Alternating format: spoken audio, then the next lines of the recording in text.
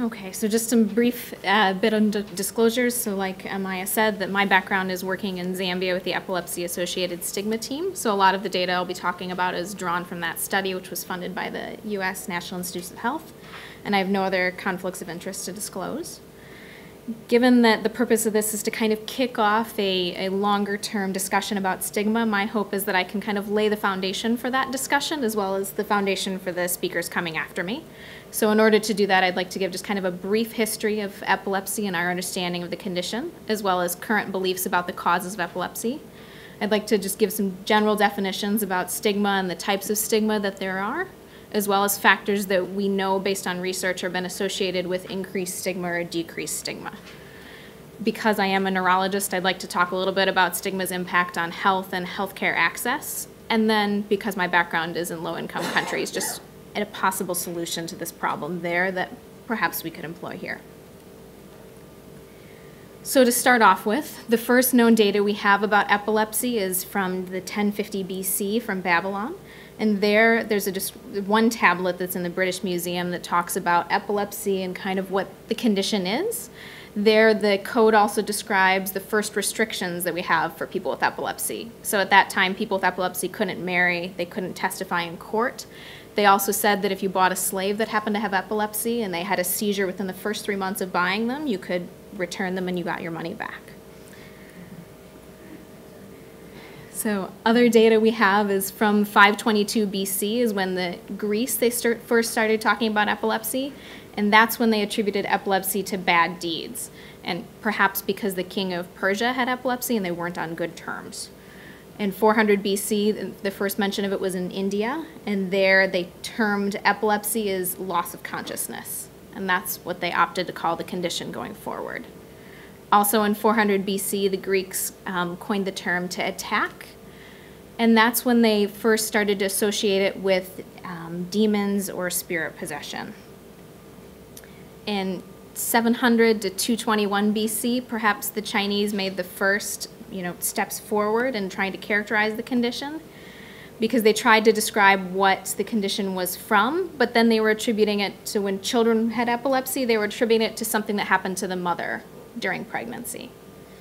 And about this time is when you start to get a lot of religious literature where they tie epilepsy to possession and to demons, and it's all about curing the epilepsy by getting the demon out of the affected person. The next era that we have in history is trying to move the field forward. I think it's worth mentioning that in 271 AD was the first real medical institution in Iran. And it was an interesting time because it was a time when a lot of societies in Europe were fleeing persecution, so the East kind of met West. And that's the first time that we had the first medical structure, and people, instead of being apprenticed, had to study under medical faculty.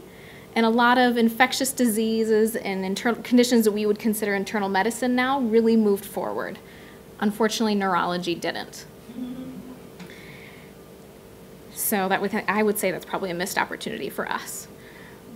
In 610 AD, Chinese scholars really started to characterize seizures, and they talked about age of onset, symptoms that people would have, and then they tried to tie that to what bodily organ it was from.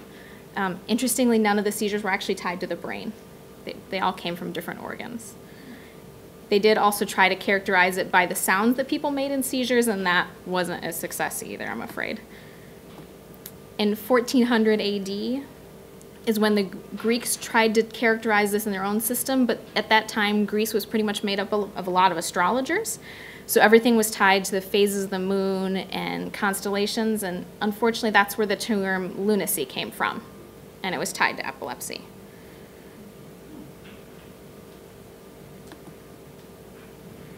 I think the 1600s was the one time that, as neurologists, we finally took a step forward. And it was the first time that in France, physicians started saying epilepsy is not contagious, it's not an epidemic, and you can't get it from other people. There were two different physicians who started to tie it to the brain and started to say that the brain caused the symptoms and everything else that manifests came from the brain. The 1700s was the period of the Enlightenment, and that's when seizures and provoking factors were finally identified. In the 1900s, that's when we first started to identify phenobarbital as a possible medication for seizures, and that's when finally the field started to move forward. The 1900s in the US was also characterized by the time where we were putting people in institutions and we were studying their seizures and trying to find ways to treat it. Unfortunately, if you were to map out where these places are now, you would see that they were about as far away from society as you could get. So we pretty much took everyone with epilepsy and brought them together and closed the doors. And I think it's important to note that all these beliefs have kind of continued and have continued to affect our beliefs today. So if you look at the understanding of epilepsy around the world, beliefs in non-medical causes of epilepsy remain common. So there was a survey of people with epilepsy in Saudi Arabia, and beliefs in non-medical causes existed with medical causes. So 96% of people said that my epilepsy is from a medical cause, but 96% of people also said it was from some other cause. So it was a punishment from God or a test from God, and those coexisted. It's a bit disappointing that they surveyed then parents of children with epilepsy at the same institution, and parents were less likely than adults to say that their children's epilepsy was from a medical cause. So they were more likely to say that my child is being punished because of something that I did or something that my child did.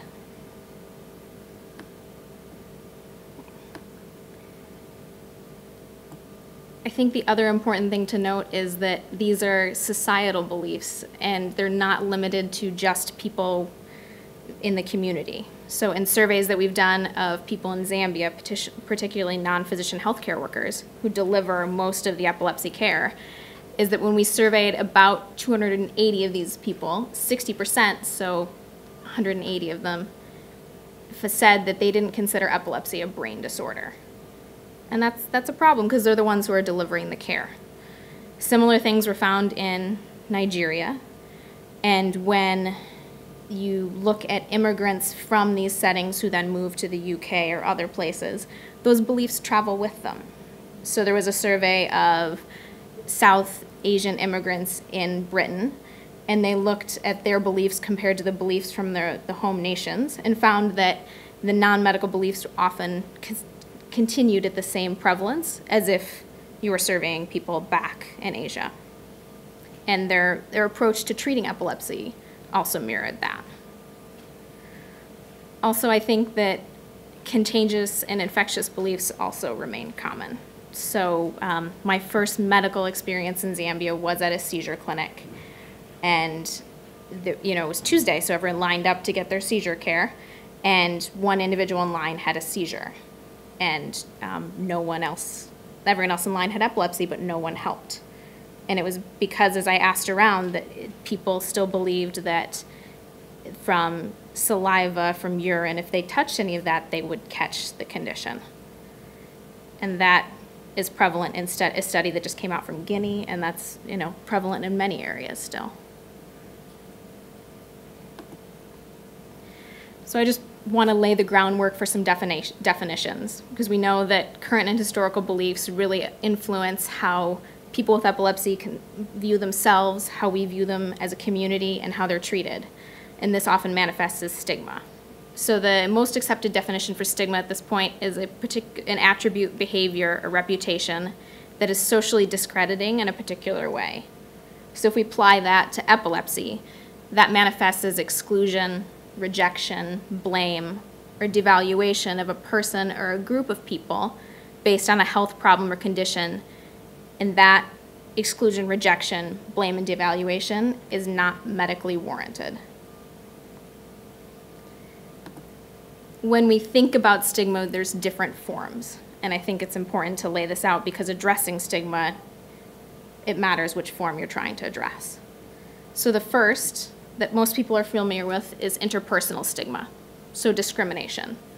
This is when the negative actions and reactions of other people towards the person with epilepsy. So that could be someone in the family, someone in a power group, so a religious leader, a teacher, a police officer. We found that that's an influential group in sub-Saharan Africa. The next type of stigma is institutionalized. So this is society's way of approaching people with the condition. So how it manifests in our laws, both written and unwritten behaviors that society accepts. And then the last is internalized stigma. So this is how people with epilepsy feel, how they consider themselves, how they approach their condition in relation to others. And that's both things that they feel from the community, but also like fears that they have.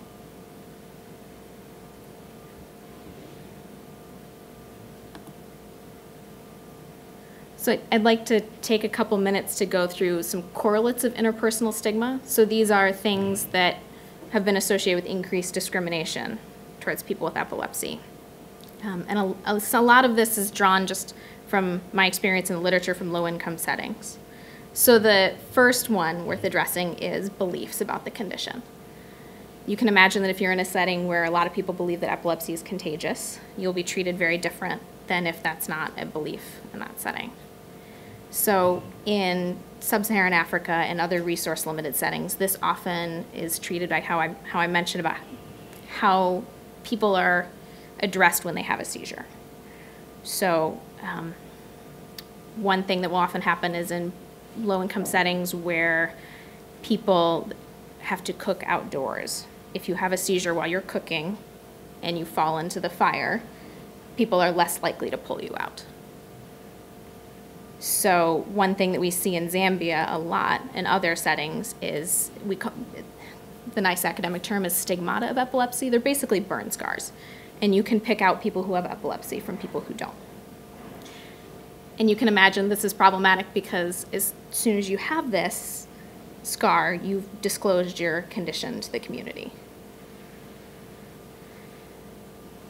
The other thing that's associated with increased stigma is that in settings where you really rely on a community group, if you can't fulfill your role, so like I mentioned, in many countries you cook outside, if you can't fulfill your job of cooking, then your value in the community goes down. So in the US, when I'm seeing patients, I always tell them it'd be unwise for you to go skydiving. Like, that's not something you should do if you have seizures. It'd be a bad place to have a seizure. In Zambia, I find that oftentimes I'm telling them, well, you shouldn't go out and you shouldn't wash the dishes by the river, or you shouldn't wash the clothes. I'm basically taking away one of the things that gives someone their responsibility and their value in the community. And I wanted to just include this article because the Zambian Daily Mail is one of the prominent newspapers. And this article, I think, was supposed to be about the fact that someone with epilepsy had a seizure and fell into the river. The article turned out to mostly be about how people with epilepsy shouldn't be outside. And I think that later on we'll be talking a bit more about the role of media in stigma.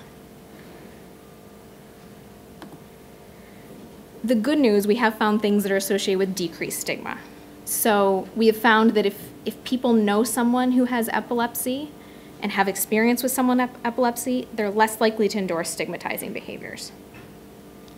We've also found that if people have greater understanding of epilepsy, so less misunderstandings about the condition, about how to approach epilepsy, how to handle a seizure, they're less likely to endorse stigmatizing behaviors. And also, generally, if they have greater knowledge and are more educated, that goes hand in hand as well.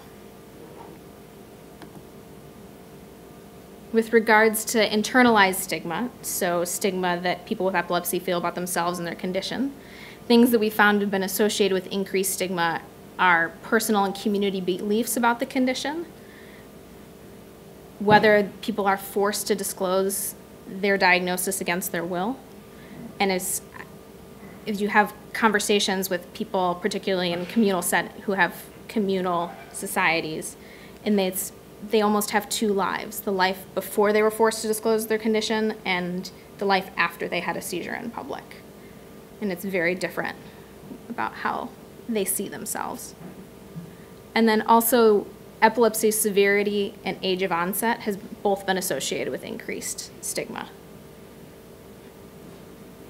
in terms of institutionalized stigma, so the way that people with epilepsy are treated by society, there's been very good evidence to say that if you have other stigmatized identities, such as race, gender, HIV, drug use, alcoholism, other things that are associated, they're more likely to feel stigmatized.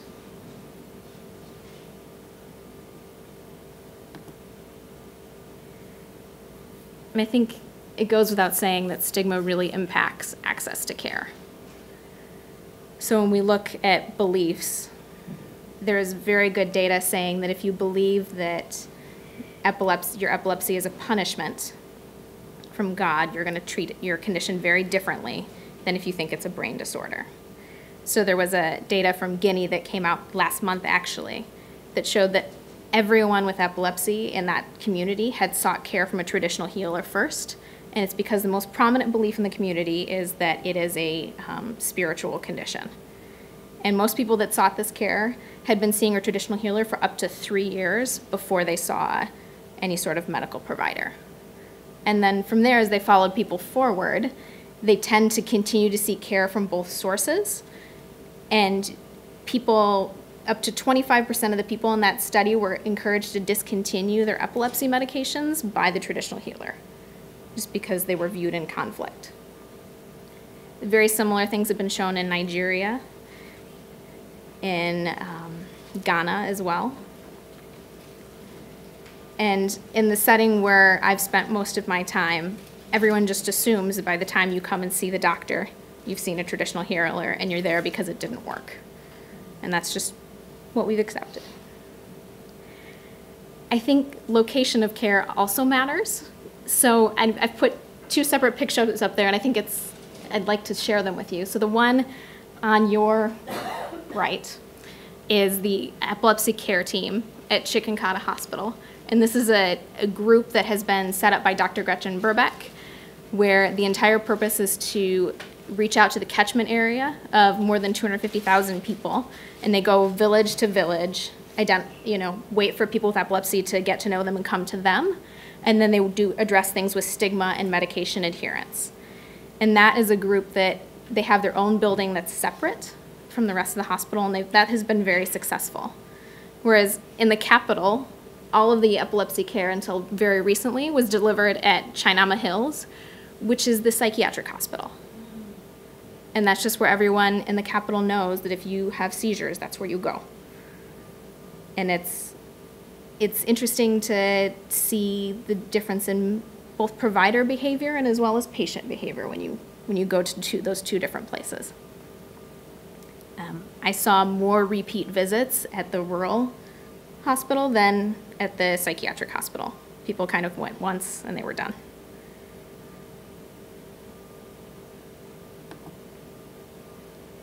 And then stigma has been shown to impact health. Individuals with epilepsy who endorse greater internalized stigma tend to have increased anxiety and depression, and that's both in individuals who are just diagnosed with epilepsy, individuals who have poorly controlled epilepsy, and then it was also shown in a really well-done study across Europe of individuals who hadn't had seizures in more than 2 years. If you endorse more stigma, you're also less likely to adhere to medication. People also have shown that if you have increased stigma, you're more likely to say that you have poor quality of life. So it's both your emotional quality of life, your physical quality of life, what you can do, what you think you can do. People are also more likely to say they feel socially isolated when they feel stigmatized. And then I believe we'll be talking about this a bit more, but stigma has also been associated with greater gender-based violence. And then, unfortunately, that seems to be a bit of a cycle that once you experience gender-based violence, you endorse more stigma related to your condition, and it just continues to build.